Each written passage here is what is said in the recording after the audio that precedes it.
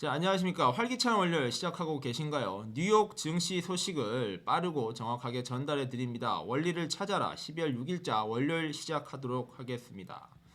자, 오늘도 검은 토요일에 무너진 비트코인 이야기와 이제 부진한 일자리 실적으로 좀 제자리로 돌아간 뉴욕 증시, 그리고 2022년 미국 주식 투자자들이 주목해야 될 3대 이슈 정도를 정리해 보겠습니다.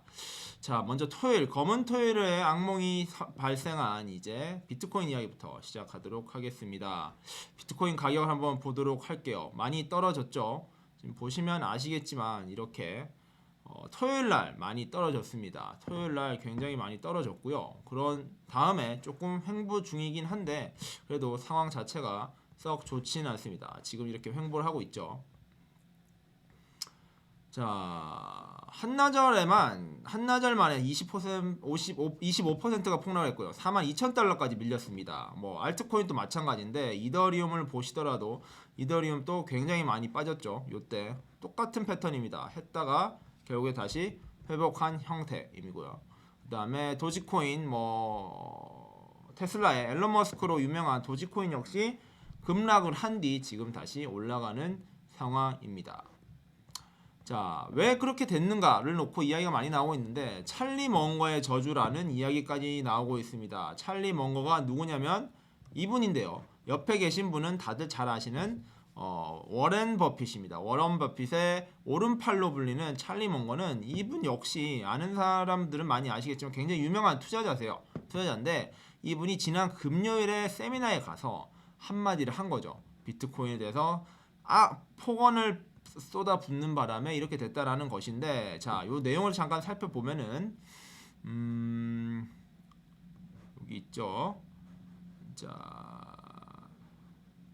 비트코인은 개발되지 않았어야 된다라는 말을 했습니다. 그리고요, 중국에 대해서 이렇게 비트코인을 막은 것은 아주 잘한 일이라며 어드마이어, 존경한다, 존중한다라는 아주 찬사까지 보냈죠. 이 말이 금요일에 나오다 보니까 이 사람의 말 때문에 지금 비트코인이 떨어진 게 아니냐라는 말까지 나왔었습니다. 그런데 사실 저분은 항상 비트코인에 대해서 부정적으로 말했던 분이거든요. 그렇기 때문에 저분의 말 한마디로 저렇게 되지는 않았을 것이다 라는 게 시장의 분석입니다. 자, 일단은 주식시장은 금요일날 문이 닫았는데 이제 비트코인은 아시다시피 24시간 돌아가잖아요. 그렇다 보니 이러한 비트코인 시장이 이런 시장의 불안감을 선반영 또는 후반영 하고 있다라는 것이 일반적인 분석인데요. 왜 떨어졌는지에 대한 기사도 좀 나오고 있습니다. 먼저 야후 파이낸스에 난 기사를 한번 살펴보면 세 가지 요인을 꼽고 있습니다. 첫 번째로는 페드가 원인이라는 건데요.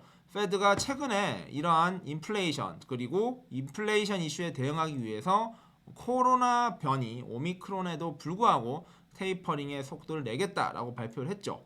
이런 것들이 단순히 주식시장뿐만 아니라 비트코인에도 같이 부정적으로 영향을 미치고 있다라는 것이 지금 첫 번째 이유로 꽂히고 있습니다. 지금 여기에 있는 나벨리어라는 분석가는 페드의 테이퍼링이 암호화폐 법을 무너뜨릴 수 있다라는 표현을 썼는데 정말 과격하게도 얼마까지 떨어질 거냐라는 우려에 $10,000까지 떨어질 수 있다라고 표현을 했습니다. 굉장히 무서운 발언을 했죠. 첫 번째로는 이러한 페드의 테이퍼링 속도를 내겠다는 모습들이 지금 이러한 변수로 작용하고 있다라는 것입니다. 자, 두 번째는 바로 요즘에 가장 큰 화제가 되고 있는 코비드 이슈입니다.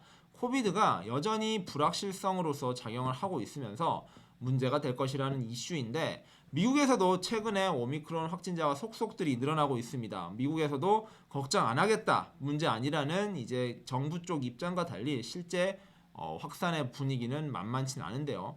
이렇다 보니까 이러한 코로나 바이러스가 결국에는 불안함을 불러일으켰고 그 불안함이 비트코인 시장으로 왔다라는 것이 두 번째 원인으로 꼽히는 거죠.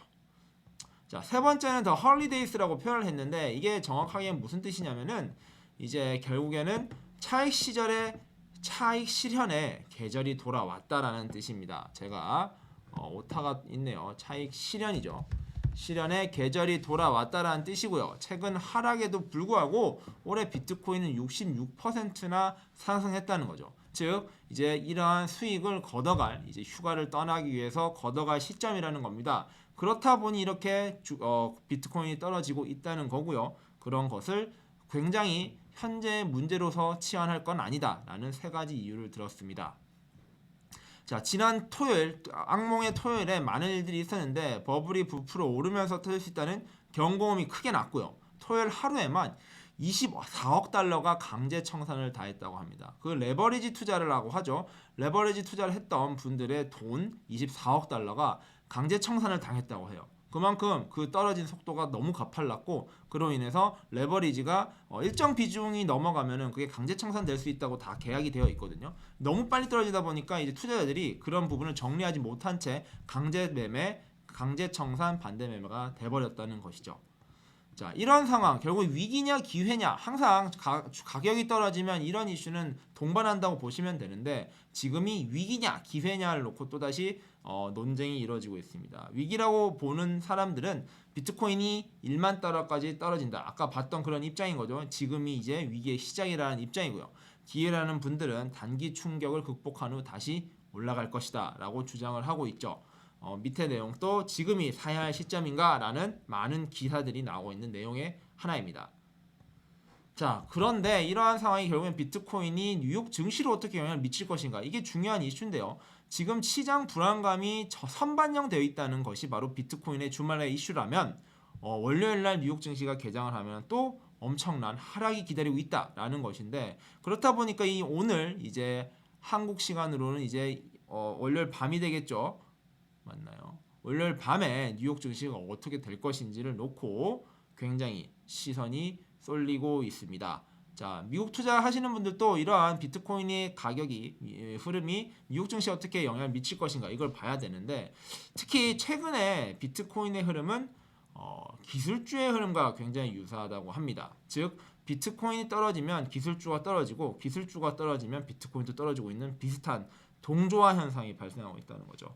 그러면은 결국에 월요일 날 주목해야 될 핵심 요소는 핵심 주식은 바로 기술주라는 겁니다. 기술주들이 과연 진짜로 떨어질 것인지 이게 핵심이 될 것 같아요.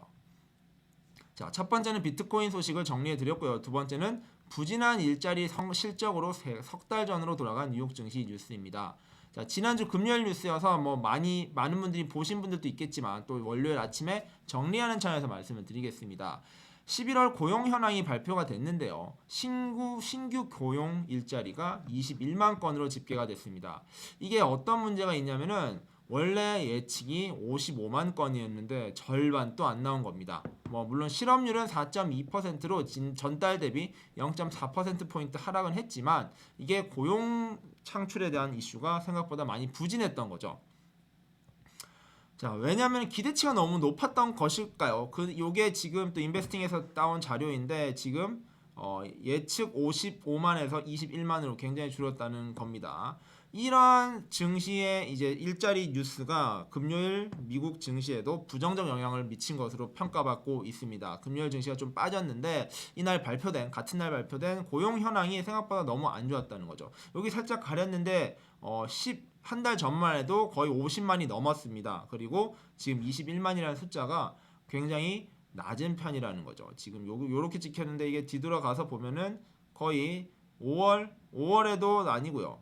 3월 수준보다 한 번도 이만큼 떨어진 적이 없었는데 3월 이후에 최저 규모인 셈입니다.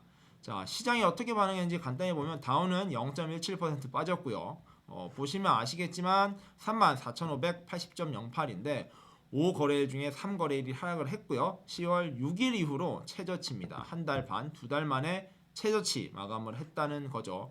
이게 바로 지금 보시면 아시겠지만 이렇게 이게 마감인데 일주일 전이랑 비교를 해도 훨씬 많이 떨어졌습니다. S&P 500은 0.84% 떨어졌고요.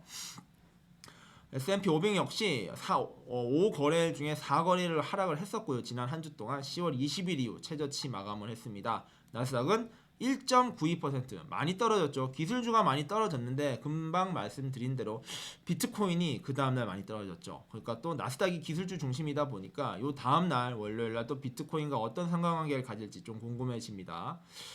자, 나스닥 역시 계속 떨어졌고요. 10월 15일 이후 최저점 마감입니다.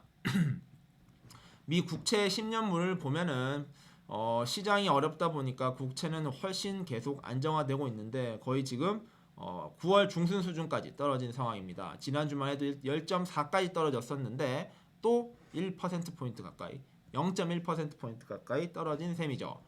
자, 오일도 한번 살펴볼게요. 오일 같은 경우에도 계속 지금 떨어지고 있습니다. 뭐 장이 지금 보시면 아시겠지만 최근 들어 급격히 떨어지고 있는 것이 상당히 지속되고 있다 보니까 어떻게 갈지에 대해서는 조금 걱정이 되는 상황입니다.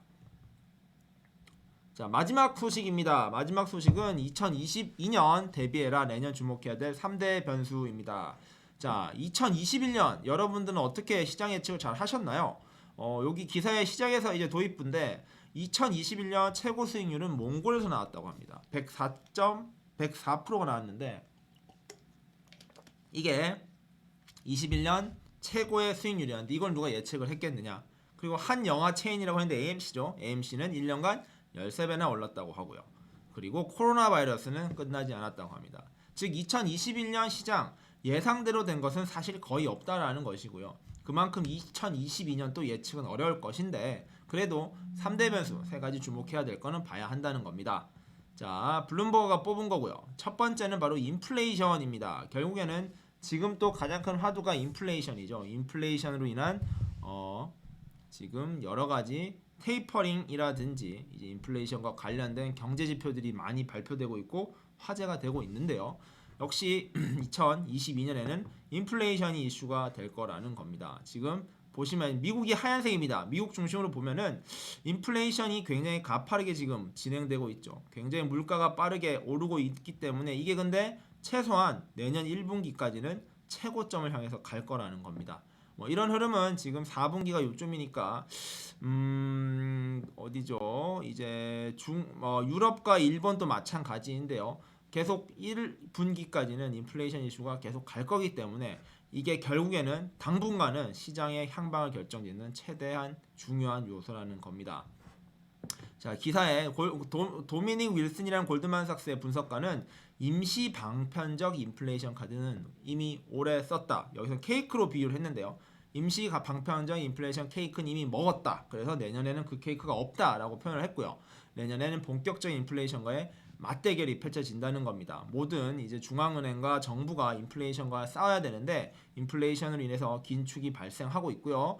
금리가 인상될 거고 그럼 가계 부담이 확 늘어날 것입니다. 이런 상황이 어떻게 흘러갈 것인가? 이게 2022년에 주목해야 될 최우선 이슈라는 거죠. 자, 두 번째는 바이러스입니다. 지금 또 오미크론인데 오미크론 이슈가 계속 발생하고 있다고 하고요. 그리고 이게 공포와 위기 지수인데 여기서도 이렇게 연초에 굉장히 지수가 폭발하기 때문에 조심해야 된다라는 겁니다. 자, 코비드19는 끝나지 않는다라는 건데 지금 오미크론으로 또 전 세계가 셧다운하고 있습니다. 이게 과연 어디까지 갈 거냐라는 건데 여기서 로메인 보셔라는 피델리티 분석가의 말이 인상적인데요. 바이러스로 인한 규제는 결국 경제를 갉아먹는다고 표현을 했고요. 더 이상 코로나 바이러스에 휘둘리지 않아야만 한다라고 주장을 했습니다. 어떤 경우에도요. 오미크론이 얼마나 강력한 것과 무관하게 이러한 바이러스에 휘둘리는 것은 멈춰야 한다라고 이야기를 하고 있습니다. 즉 내년에도 코로나19의 이야기는 계속될 텐데 그것에 더 이상 휘둘리지 않는 것이 가장 중요하다라는 걸로 해석할 수 있겠습니다. 자, 세 번째는 탄소 중립 이야기입니다. 뭐 요즘에도 계속 이야기가 많이 나오는 건데 내년에도 이 이야기는 유효하다라는 거네요. 자, 그린 마라톤이라는 지표인데 여기가 보면은 블룸버그 골드만삭스 글로벌 클린 에너지 인덱스라는 지수가 가장 좋은 성과를 거뒀다는 것을 표현하고 있습니다. 이게 S&P 500이고요. S&P 500이 이렇게 1년 사이에 추종이 이렇게 될 때 S&P 500만 해도 좋게 올랐는데 그린 에너지와 관련된 지수는 훨씬 더 좋은 성과를 내고 있다는 걸 보여주고 있죠.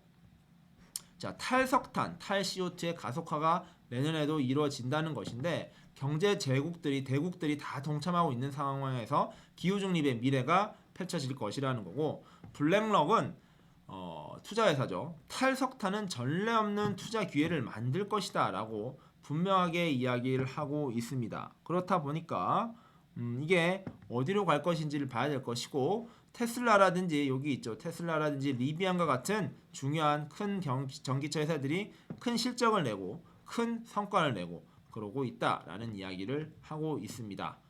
자,